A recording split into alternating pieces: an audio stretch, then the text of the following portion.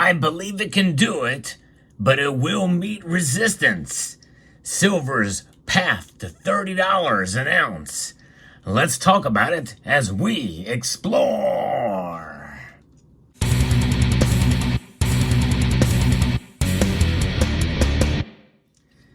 Will silver reach the price of 30 of these? The Federal Reserve note, the note that is known for losing value by design. Yeah, the 2% each year is a design of the loss of value of this. Silver, though, it fluctuates in price, but in the end, it will preserve your wealth. You just have to be strategic about it.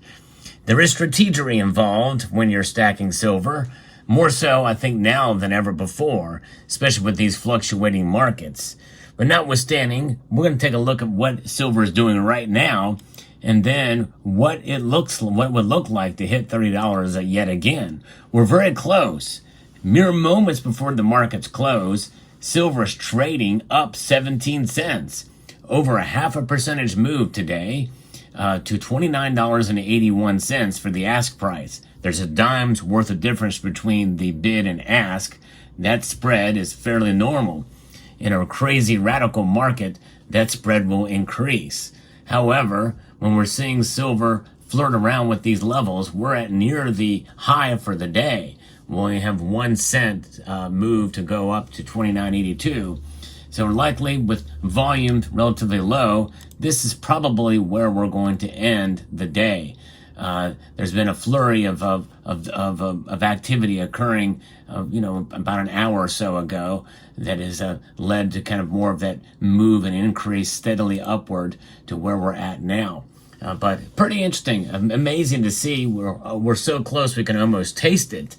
But I still think we are likely going to see relatively subdued silver prices, a subdued silver market, which will keep prices right around this area probably through the summer. There will be exceptions in both directions, I think. But will it be able to hold $30 for long enough to start to see that solidifies a new floor, much like what we saw before? That's really the question. And, there's probably some technical analysis that could make a cogent argument for that. But you could get others that would give something to the contrary. But I think that it is highly likely we're going to see a trade in this area probably through the summer. And for those of you who have been following this channel and the price of silver for a number of months, especially since March, I think anything above $28 is a victory. Well, number one, for personal reasons, is I made my original year-end prediction of silver reaching $28 at least once this year. It's surpassed that and stayed pretty much once it passed $28. It pretty much stayed there. It dipped down into the high 27s for a very, very brief amount of time, but the resistance of $28 held on. So I think anything that we could see above $28 would be a victory as we go through these summer months. Typically in the summer, the price of silver is relatively subdued. Not a lot of activity, staying kind of in the area where it is, and usually that's to the low side. But this is not your typical summer. There's a lot of things working against, the dollar and for silver right now, especially with regards to inflation, and it's an election year. There's a lot of geopolitical concerns that are out there, and we also have to take into account other things, other potential black swan events, such as hacking, certain networks being taken down for one reason or another. But it's pretty crazy. It's pretty crazy indeed to see some of the things that we've been witnessing with the past 6 months and year already. And yet we have a long ways to go until November. And I think there's going to be things that are going to be amplified dramatically on the geopolitical front as well as on the domestic front, because it's an election year. And it's not just any election year either. We have two choices that cannot be more opposed in terms of their worldview and in terms of their domestic view as well. and in terms of their ideology. And they're both actually fairly crass individuals in their own way, which also is relatively unpresidential.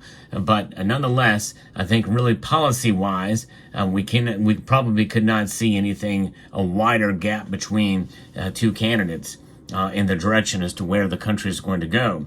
And already things are looking pretty bad right now in the country.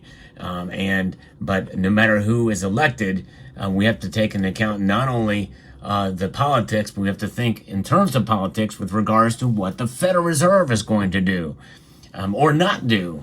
And I think they're going to probably act in one way or the other, and likely maybe even by September in one direction, and maybe after the election in another direction. We just don't know. It'd be very interesting to see.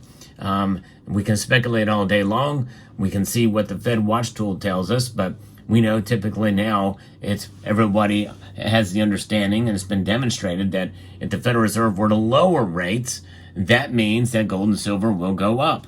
And the strength of this, the dollar will probably suffer a bit. Although the Federal Reserve wants a strong, stable dollar as well. And so they don't, and then if it's weaker and they start lower rates, that's going to really exacerbate and aggravate the already bad inflationary environment we find ourselves in. Because leaving rates where they are, it's not done much, especially the last several months, to move the needle with regards to inflation. That's a problem, because it's inflation numbers that are already stacked on much higher inflation numbers the year before. Inflation is still strong.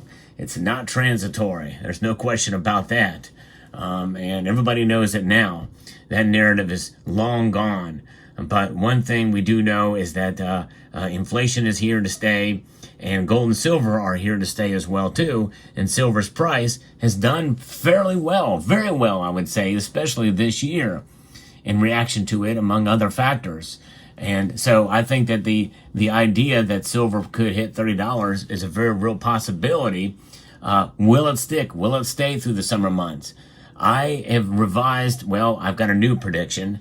I've got a new prediction for silver by the end of the year, which is it's a fairly bold prediction. I'm thinking we could see $35 by the end of the year. Where prices are now, that's a pretty bold prediction. In some ways, I'd like to kind of call that back, but I kind of already committed to it, so I'm going to stick with it. I was right for the overall year-end prediction, but as to where the sentiment is going, it's hard to imagine $35 silver in the summer doldrum months. So I'm basing it off of inflation staying where it is, or maybe even lowering a little bit, to give the Federal Reserve room to lower rates by September, and that could cause a pretty big spike in gold and silver prices. Usually when gold goes up, silver goes up even more. And I think that's exactly what will happen come September and October. We may see silver spike up to $35 an ounce, at least through that time. We'll see. On the other end of the spectrum, if they leave rates unchanged, then I think silver's price will be muted and maybe even drop, because they were expecting them to lower rates, and that could really hurt silver's price, and we could see it fall maybe even below support where it is now. That includes to the possibility of it falling below $28 an ounce. So I think a lot of it's going to depend on the Fed and how much is baked in to the markets. It's always something that a lot of people don't think about. And the markets kind of bake in a lot of things so that when the actual action occurs by the Fed or what have you, it's really kind of a lackluster reaction. It doesn't do much, and it's kind of disappointing when we don't see it do what many people speculate it will do. But nonetheless, that is my theory. But getting to $30 an ounce, seeing it touch it at least once here before the month is over, would be a good sign. If we see silver hit $30 before the month is over, once or twice, that's a good sign that we may see it touch it yet again. But there will be resistance, and it will be frustrating to see it move in and out of that $30 level. But the more times we see it go up to that, the more comfortable the market will be with it. And psychology will hit in, and we'll think about, well, you know what? Yeah, I think it's time, and people start to move long instead of these shorts. But nobody's shorting silver to hit $25 an ounce again, are they? $25 an ounce silver is longer in the review mirror now. But remember, there was a time on this channel when I said $24.50 was kind of the magic number, and then there we're going to see it maybe move up to 26, and it did. It moved up and beyond that, and here we are, well above 28, and now it's flirting again with $30 an ounce right now.